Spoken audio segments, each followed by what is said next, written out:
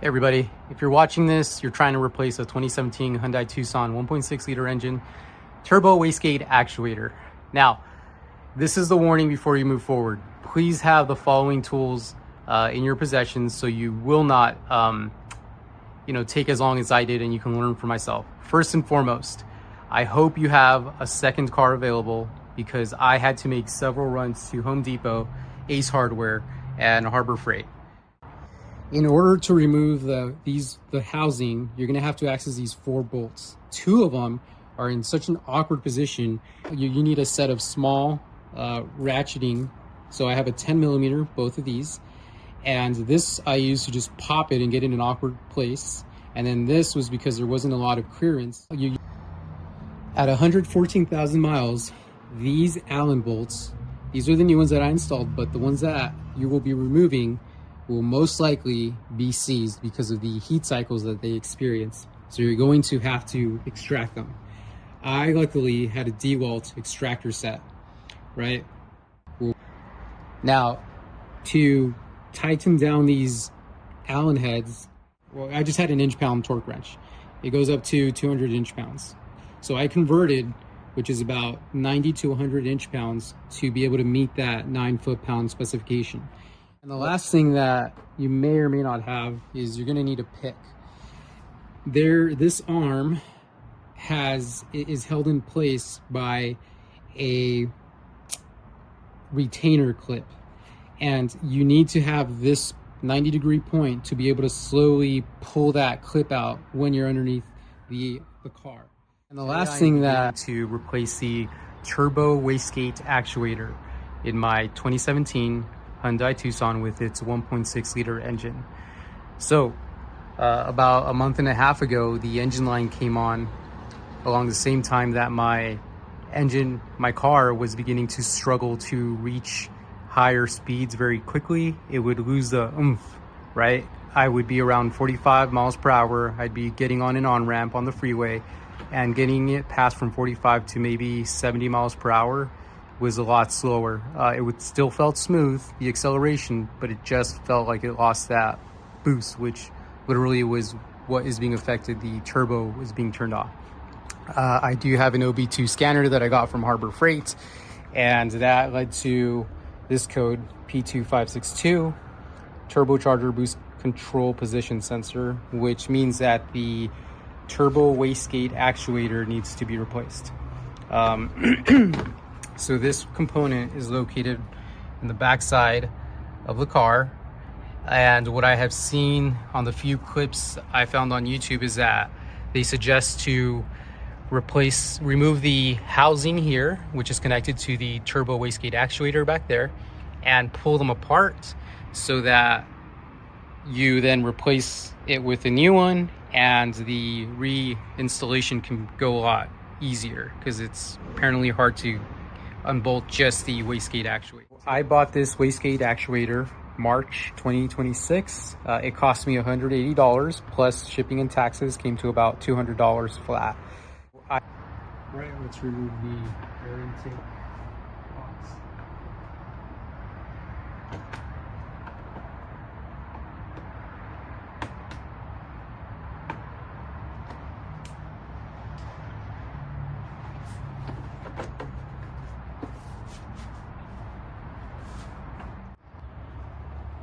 I'm loosening the hose clamp.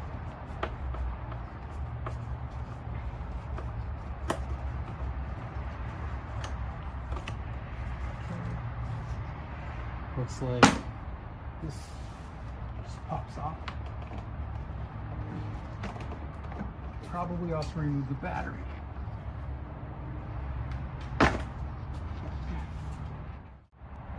Right, so I'm removing the car battery. Get some more space.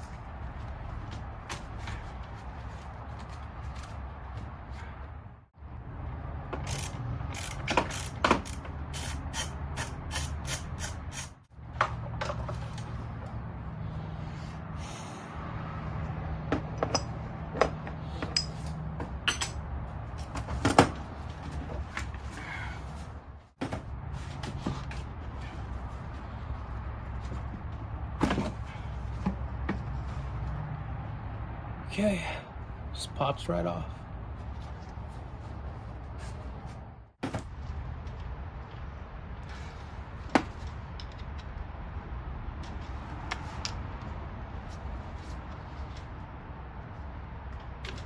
Okay. It's pretty loose. Alright, so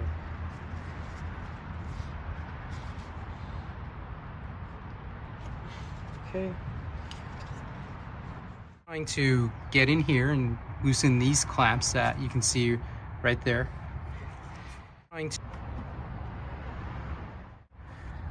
That's what these are the two clamps. See how it's coming off? Now, hopefully with this all off, it is definitely giving me more leverage.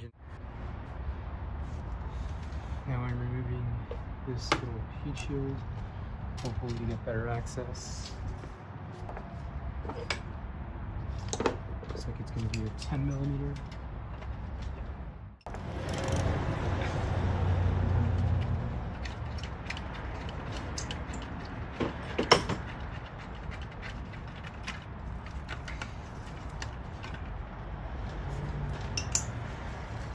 So I pulled back the heat shield that's on the turbo, and I'm gonna remove that bolt, and also that gave me access to the bolt. You can't really see it. Oh, there you go. It's hidden by the shadow at the top right.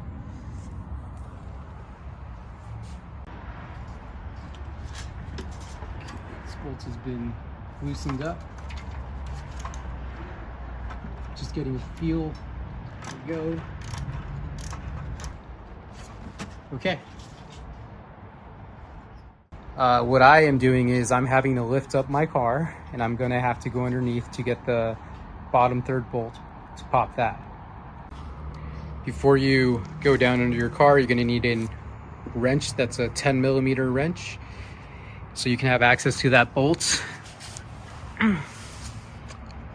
So I lifted my car up, and all you need to do is, here's the filter, oil, pan, and here is the housing right there. Okay, so I have been struggling removing that small third bolt right there for about maybe 10-15 minutes because I just do one little turn with my wrench. I'm also concerned that it's going to just fall into the heat shield, so I'm gonna stop being lazy, and I recommend you just right away remove the heat shield, because that's what I'm gonna do, and I think that would actually give me access to actually be able to come in from that side instead of using a wrench. All right, so you need an extension to get in there, and then you can see the other bolts on the right end. Okay, I'll get that with my hand and get started on that. All right, so I've pulled off the bolt, and it looks like I should be able to either lift from the top end out, or maybe I can just move this to the side from here. Out of the way.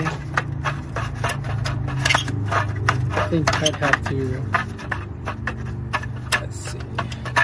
Definitely can't go left because there's this tube right there. So I think I'll have to pull it from the top side. Okay, so to remove the heat shield, there's also another bolt right here on the back end. I did the last bolt on the heat shield, and I'm just trying to wiggle it and see if I can get it out from the top. It might have to be pulled out from the bottom. Let me give that a go. Definitely unbolting the heat shield has given me just the right amount of access. Here's the last bolt that I left on. As I mentioned, it's hitting this fuel line. Okay, so this one came off. That bolt shouldn't hold this whole thing in place. It's really, really sturdy. Like, this thing ain't moving. Right here, so there's probably 4 X head bolts connecting this elbow housing to the turbo. Okay, so I had to remove the heat shield and I had to just keep pulling on it, and it got deformed, and it's not going to be easy to put that back in.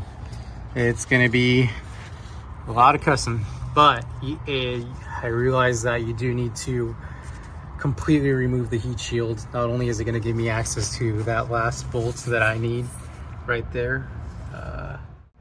Okay guys, so I had to go to Harbor Freight to buy a stubby socket wrench like this guy so that I can get in there and pop the bolts. And then I have an extension where I was able to, from this side, run it across and with the hex head get on the bolt, and now I'm finally able to pull it out. This has taken me about, I've taken out the fourth bolt for the housing. Okay, so 4 bolts are out. I definitely feel, yep, there's a lot more movement. However, I noticed that the wastegate actuator in the back is connected. So it's like this, and now I need to disconnect this part from the engine. Okay, I'm staring at the wastegate actuator unit.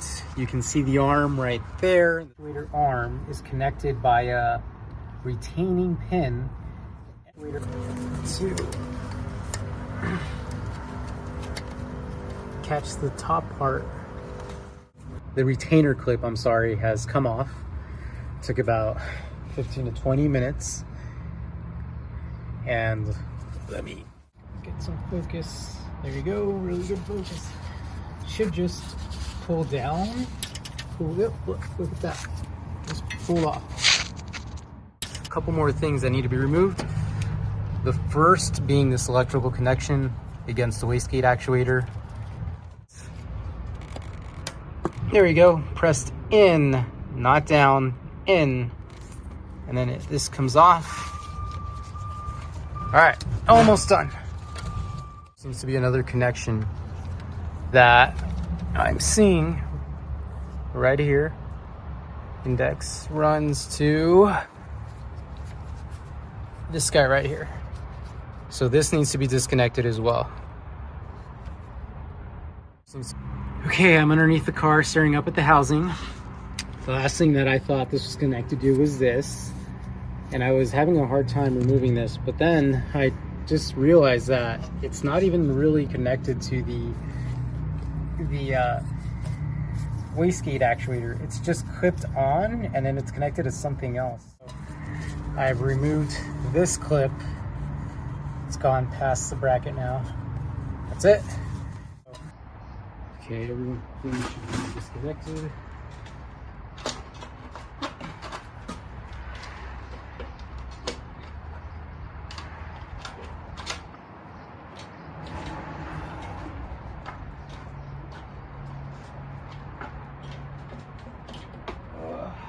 All right. Let's get you a good view of that. Okay. So this is the wastegate actuator. It's having the issues. Now, it is now 5 o'clock. I started at 10, maybe an hour of breaks and going to go get some more tools. So that's about 7 hours total, but like I said, maybe